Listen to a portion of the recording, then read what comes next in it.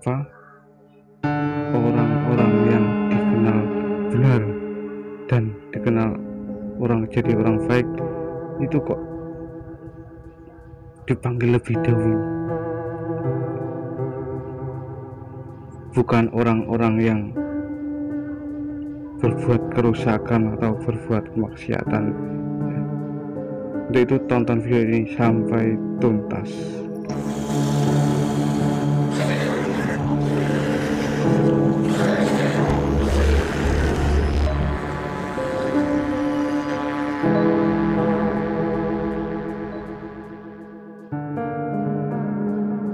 Assalamualaikum warahmatullahi wabarakatuh.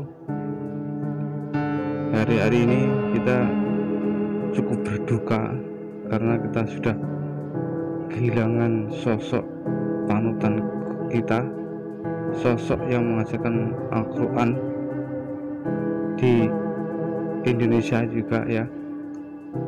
Beliau adalah contoh orang baik dan orang yang benar.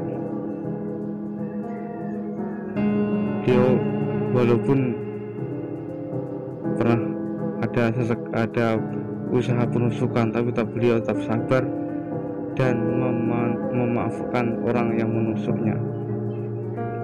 Dan beliau adalah contoh orang yang mengajarkan untuk mencintai Al-Quran dan mengajarkannya.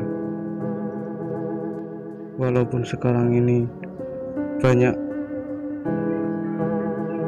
yang mempersekusi ulama, banyak yang menjelek-jelekan ulama, tapi beliau tetap sabar menghadapi kehidupan seperti sekarang ini. Beliau tetap tawadhu dan tidak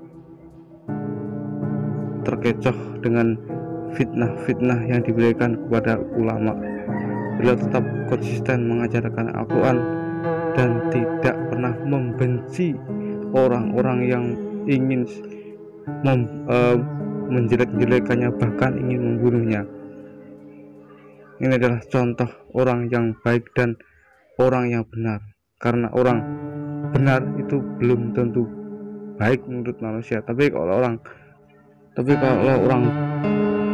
baik juga belum tentu benar di hadapan Allah. Tapi kalau dua ini adalah dua-duanya dapat ya.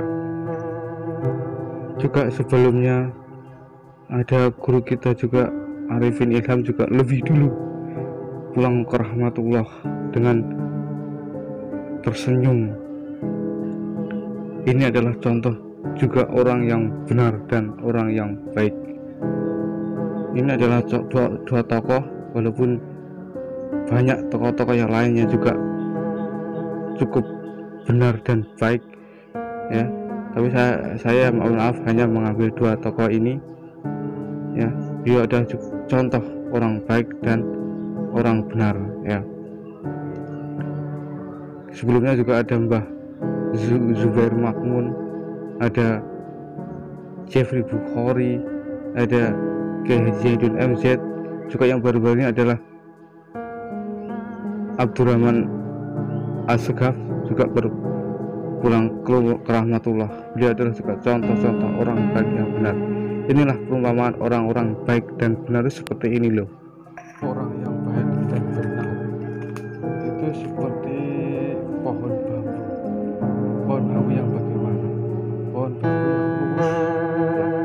Pohon bambu yang lurus itu letaknya di tengah-tengah seperti ini pohon bambu yang lurus itu akan cepat diambil oleh orang dan dipakai.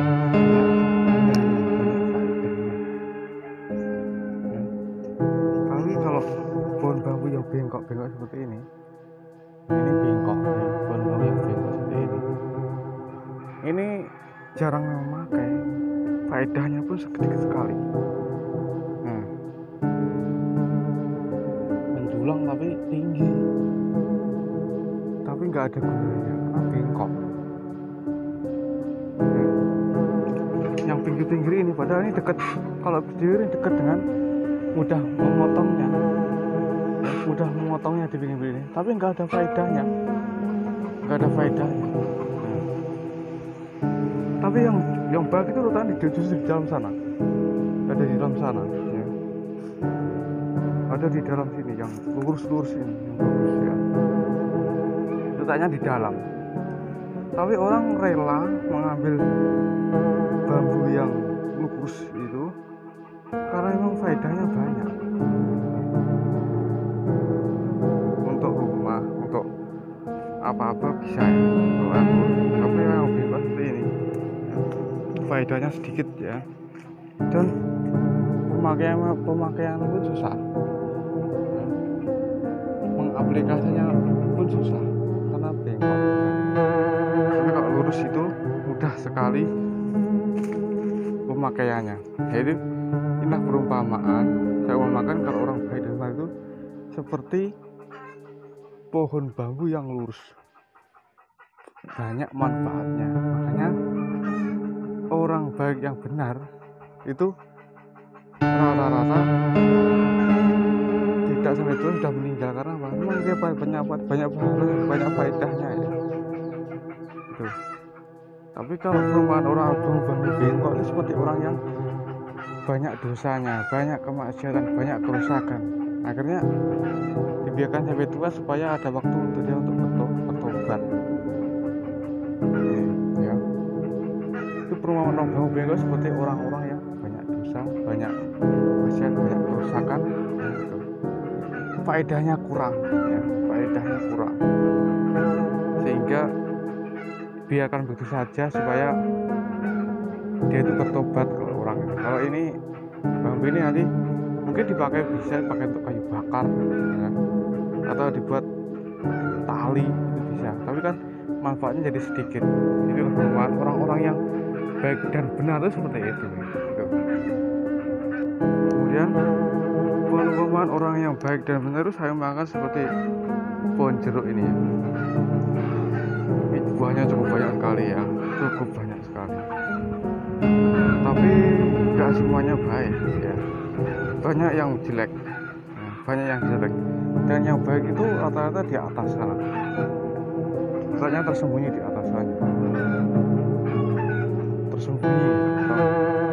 Jeruk yang baik, yang benar, yang baik itu dan enak dimakan, nggak busuk itu di atas sana. Kalau yang bawah ini ya banyak cacatnya, banyak cacatnya,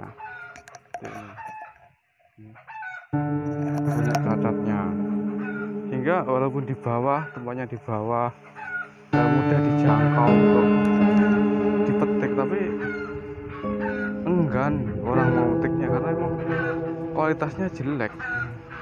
Nah, warnanya pun nggak kuning seperti ini.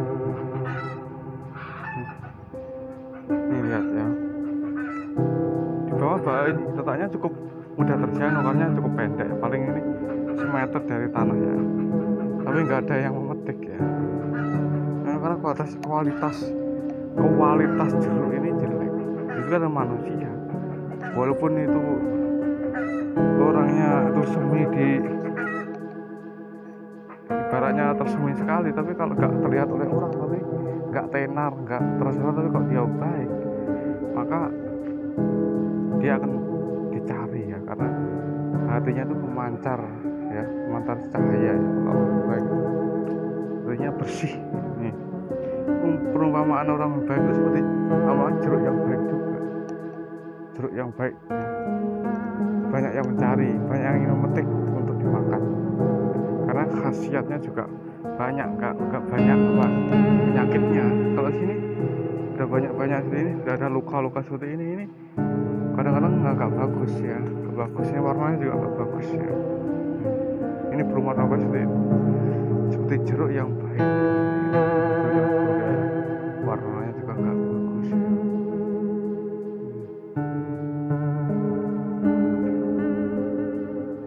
Ini perumpamaan yang baik ya, orang yang baik seperti ini ya.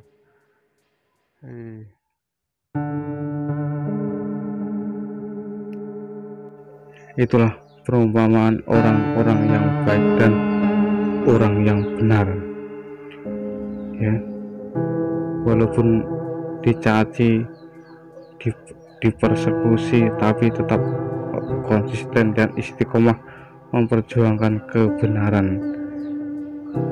Makanya Allah sayang kepada beliau-beliau ini dan dipanggil lebih dulu agar tidak terkontaminasi dengan hal-hal buruk di akhir zaman ini.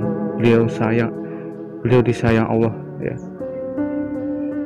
makanya dia dijaga, cepat-cepat dipanggil oleh Allah supaya tidak terkena fitnah-fitnah akhir zaman. Tapi juga masih banyak yang masih hidup, tokoh-tokoh yang masih konsisten perjuangan kebenaran ya. Semoga kita diberikan kesempatan untuk lebih banyak berbuat kebenaran dan kebaikan agar kita seperti tokoh-tokoh yang sudah berpulang ke rahmatullah. Sekian saja. Assalamualaikum warahmatullahi wabarakatuh.